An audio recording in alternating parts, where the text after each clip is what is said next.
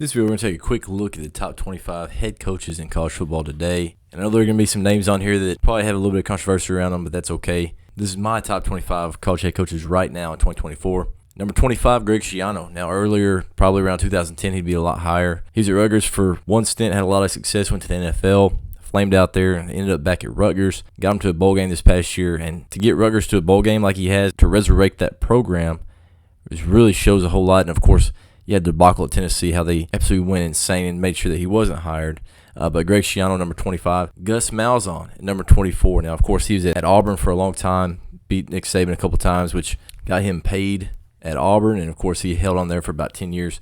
Now he's at UCF. I think he's one of those coaches that was really innovative, and now he's towards the back end of his career, but he's done an amazing job. He's still a top 25 coach, and he's continuing to build there at UCF. Now that UCF is a Power 4 team and not just a Group of 5 team, he's still trying to build that team and roster into a big-time program. I think he'll do a pretty good job there.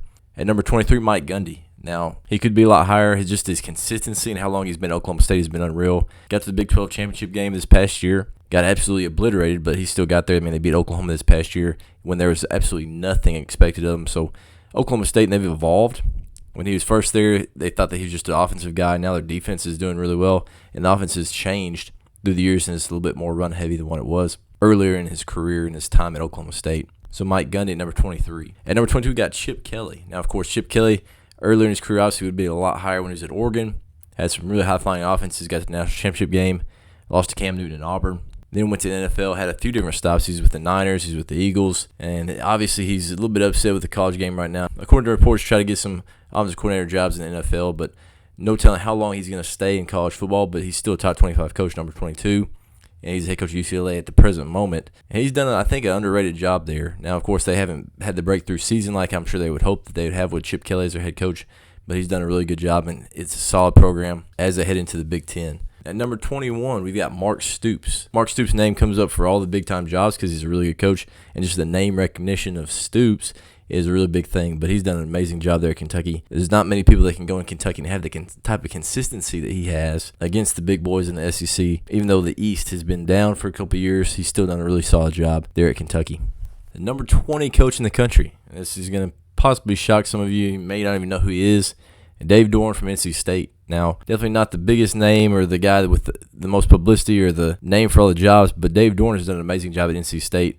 Top 25 team this past year and has just been extremely consistent through his time. I think most teams would love to have Dave Doeren as their head coach, especially any kind of Power 5 team that maybe doesn't have the resources that the big guys have, but Dave Doeren is a great coach, I think a top 20 coach in the nation. Number 19, I have James Franklin at Penn State. Now, James Franklin, the first time that we ever saw him was at Vandy. Now, of course, he was at Maryland and did a bunch of different stuff, but really where he burst onto the scene is at Vandy and had a 9-win season at Vandy. And looking back at that, that's an unreal accomplishment for James Franklin. And then he got the job at Penn State, which is an unbelievable program. He's had great success. They won a Big Ten championship at one point, but now that Ohio State and especially Michigan are rolling, it's really hard to hop in the top 2 or 3 in the Big Ten. Now, without having the conferences where they have to beat Ohio State and Michigan, they just have to beat everybody else, and maybe they can lose to a Michigan or Ohio State.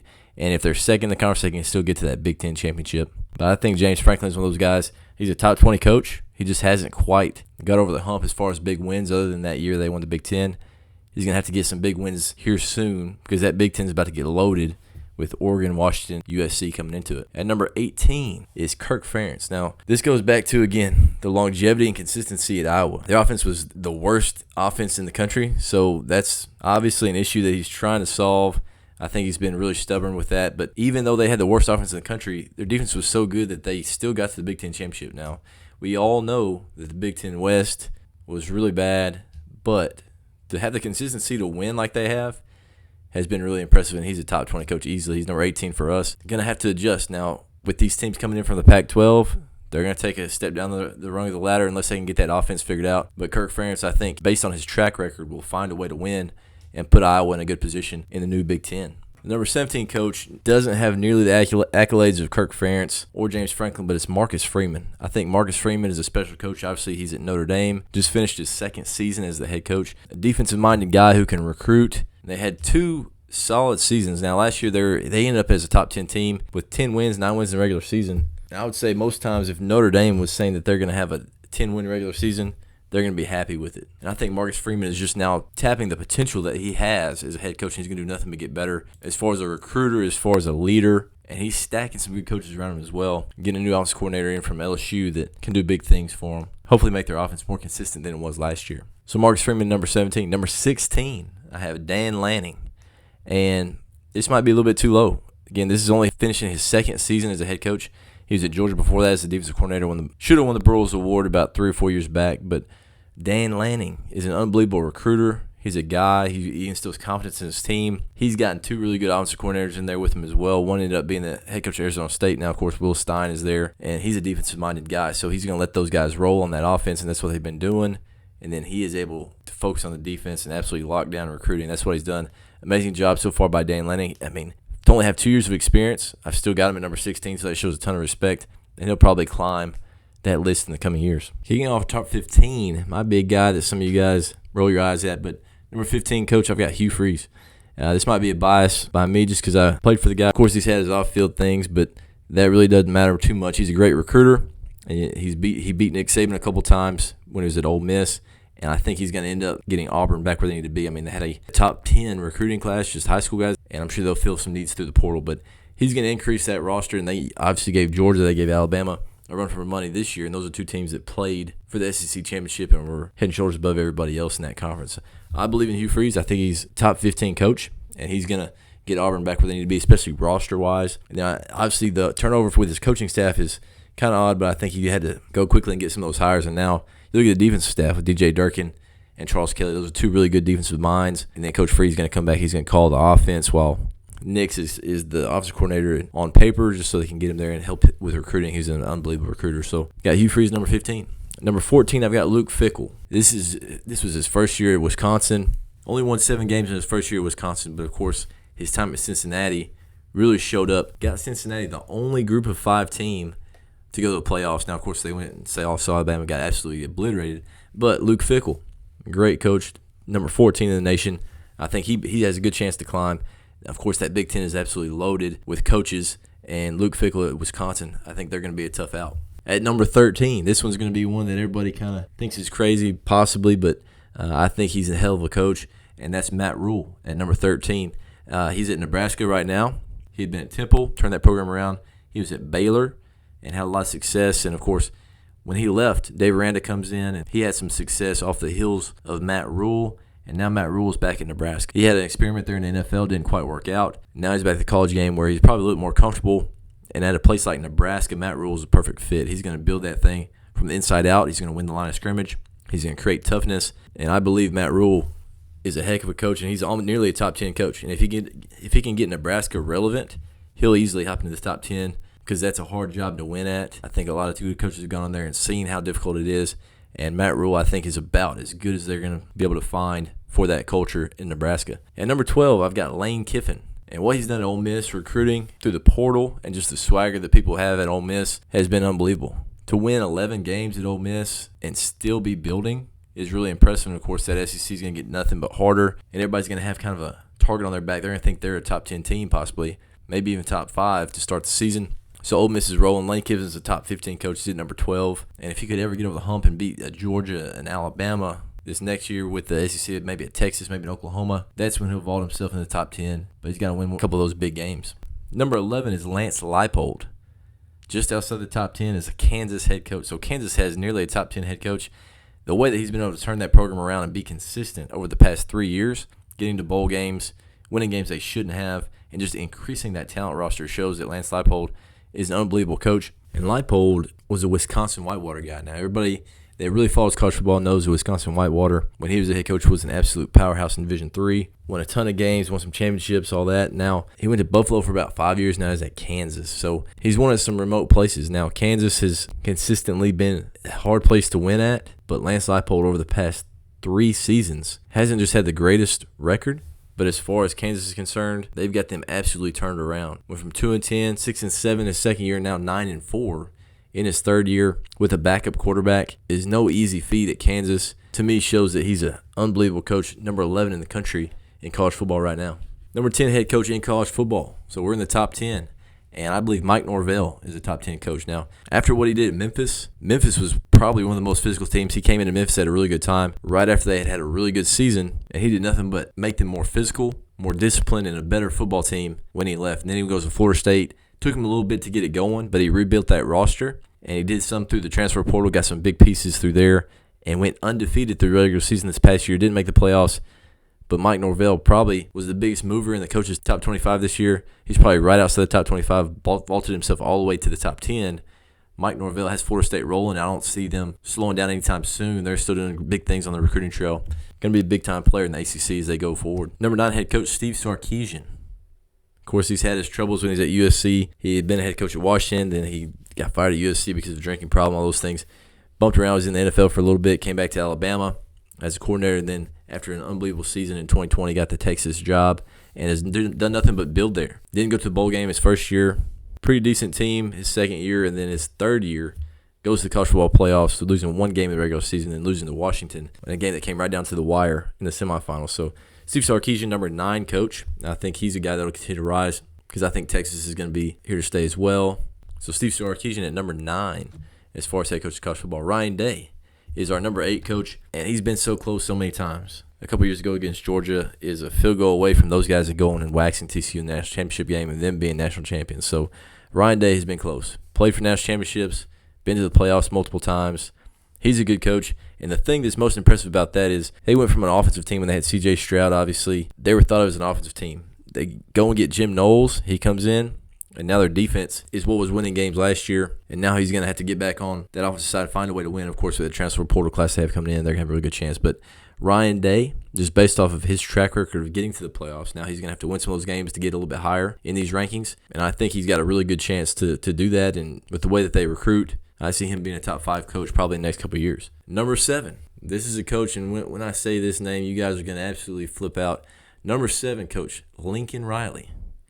All right, now I know you're saying, well, what about the defense? Yes, I understand the defense, whatever. Dude is still a heck of a coach. He's an offensive innovator. He will find a way to get the defense right.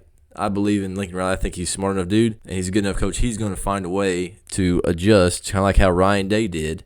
He's going to adjust what he does, and he's going to find a way to get it done. But I still believe Lincoln Riley's an offensive innovator, and he's an amazing quarterback coach. Just thinking about all the Heisman trophies his quarterbacks have won so far in his just short time as a head coach. But we got Lincoln Riley as the 7th best head coach in college football right now.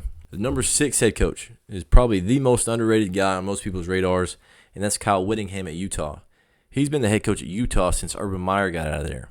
Urban Meyer has been at Florida, won a couple natties, went to Ohio State, won a national championship, and now he retired, and then he went to Jacksonville, and then he got fired, and now he's just a commentator or an analyst, whatever the hell you want to call it.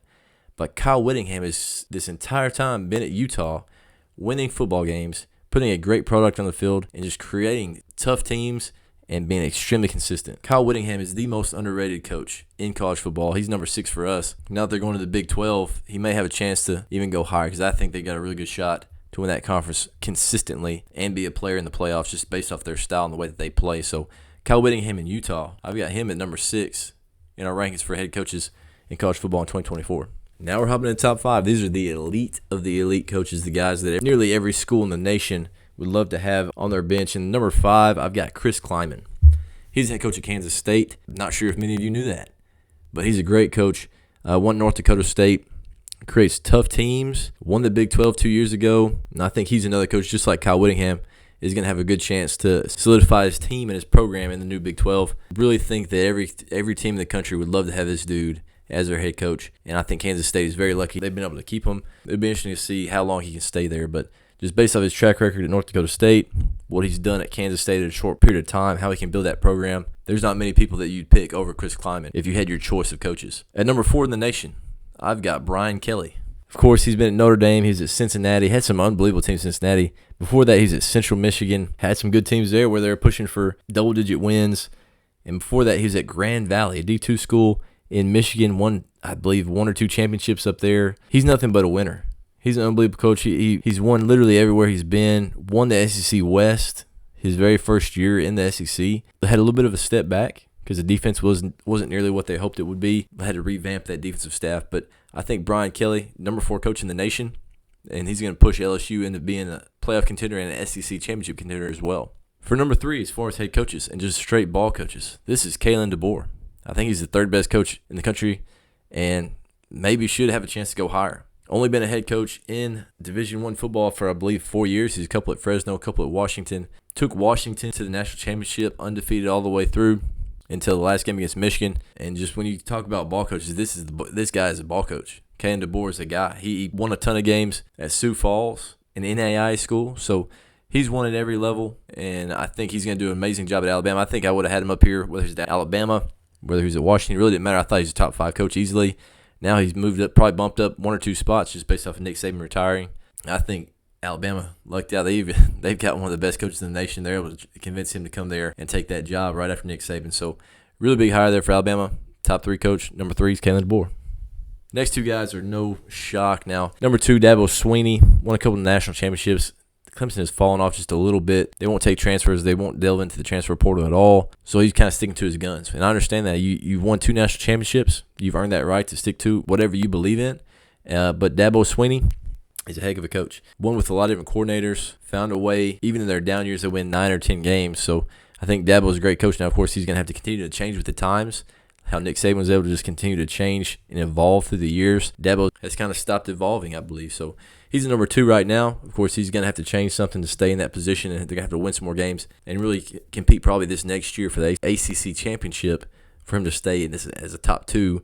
But really, there's nobody else that's even competed as far as the track record. 2 national championships, the amount of conference championships they've won, the way they've consistently recruited over the years, got Dabo Swinney at number 2. Now, of course, number 1, Kirby Smart. Would have had Nick Saban at number 1 until he retired. Of course, Kirby was his protege forever at Alabama as defense coordinator, then goes to Georgia and has done nothing but absolutely recruit at an unbelievable level and win games.